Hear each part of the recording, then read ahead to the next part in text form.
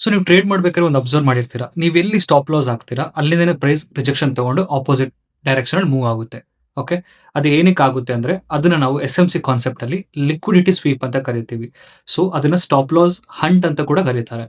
ಈಗ retail traders ಏನ್ ಮಾಡ್ತಾರೆ, ಎಲ್ಲೆಲ್ಲಿ ಸ್ಟಾಪ್ ಲಾಸ್ ಹಾಕ್ತಾರೆ, ಒಂದು ರೆಸಿಸ್ಟೆನ್ಸ್ ಲೆವೆಲ್ ಅಲ್ಲಿ ಹಾಕ್ತಾರೆ, ಇಲ್ಲ ಸಪೋರ್ಟ್ ಲೆವೆಲ್ ಅಲ್ಲಿ ಹಾಕ್ತಾರೆ, ಅಥವಾ ರೌಂಡ್ ಆಫ್ ನಂಬರ್ ಅಲ್ಲಿ ಹಾಕ್ತಾರೆ, ಅಥವಾ ಸ್ವಿಂಗ್ ಲೋ ಅಥವಾ ಕ್ಯಾಂಡಲ್ ಲೋ ಅಲ್ಲಿ ಹಾಕ್ತಾರಲ್ವಾ, ಆ ಜಾಗಗಳು ಇನ್ಸ್ಟಿಟ್ಯೂಷನಲ್ ಟ್ರೇಡರ್ಸ್‌ಗೆ ಗೊತ್ತಿರುತ್ತೆ.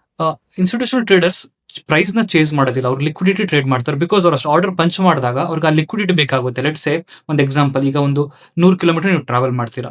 100 ಕಿಲೋಮೀಟರ್ ಟ್ರಾವೆಲ್ ಮಾಡಕ್ಕೆ 100 ಕಿಲೋಮೀಟರ್‌ಗೆ ಬೇಕಾದಷ್ಟು ಫ್ಯೂಯಲ್ ಎಷ್ಟು ಇಂಪಾರ್ಟೆಂಟೋ, ಹಾಗೆ ಇನ್ಸ್ಟಿಟ್ಯೂಷನಲ್ ಟ್ರೇಡರ್ಸ್ ಒಂದು ರ್ಯಾಲಿ ಮಾಡಬೇಕಾದ್ರೆ ಅವ್ರಿಗೆ ಅದೇ ಫ್ಯೂಯಲ್ ಬೇಕಾಗುತ್ತೆ. ಆ ಫ್ಯೂಯಲ್‌ನ ನಾವು ಲಿಕ್ವಿಡಿಟಿ ಅಂತ ಕರಿತೀವಿ.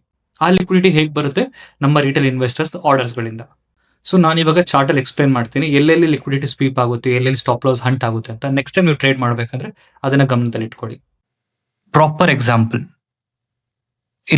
ಇಲ್ಲಿಂದ ಪ್ರೈಸ್ ಬಂದಿದೆ, ಒಂದು ಪ್ರಾಪರ್ ಫಾರ್ಮ್ ಅಲ್ಲಿ ಬಂದಿದೆ. ಇಲ್ಲೇನ್ ಮಾಡಿದೆ, ಸೆಲ್ಲರ್ ಬೈಯರ್ ಇಬ್ರು ಟ್ರ್ಯಾಪ್ ಮಾಡಿದ್ದಾರೆ. ಸೆಲ್ಲರ್ನ ಟ್ರ್ಯಾಪ್ ಮಾಡಿ ಬೈಯರ್ ಟ್ರ್ಯಾಪ್ ಮಾಡಿದ್ದಾರೆ. ಬಿಕಾಸ್ ಇಲ್ಲಿ ಬೈ ಮಾಡ್ತಾರೆ ಮತ್ತೆ ಸೆಲ್, ಇಲ್ಲಿ ಬೈ ಮಾಡ್ತಾರೆ ಮತ್ತೆ ಸೆಲ್.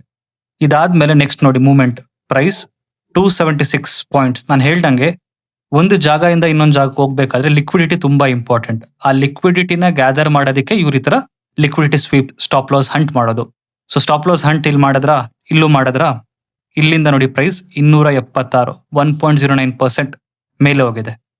ಸೊ ಜಸ್ಟ್ ಇಮ್ಯಾಜಿನ್, ಒಂದು 2.5 ಅವರ್ಸ್ ಅಲ್ಲಿ 276 ಪಾಯಿಂಟ್ಸ್ ಹೋಗ್ಬೇಕು ಅಂದ್ರೆ ಅವ್ರಿಗೆ ಎಷ್ಟು ಲಿಕ್ವಿಡಿಟಿ ಬೇಕಾಗಿರುತ್ತೆ. ಸೊ ಇದಕ್ಕೆ ಸ್ಟಾಪ್ ಲಾಸ್ ಹಂಟ್ ಅನ್ನೋದು. ಎಸ್-ಎಂ-ಸಿ ಕಾನ್ಸೆಪ್ಟ್ ಕಲ್ತ್ಕೊಳ್ಳೋದ್ರಿಂದ ನಾವ್ ಇದನ್ನ ಅವಾಯ್ಡ್ ಮಾಡ್ಬೋದು.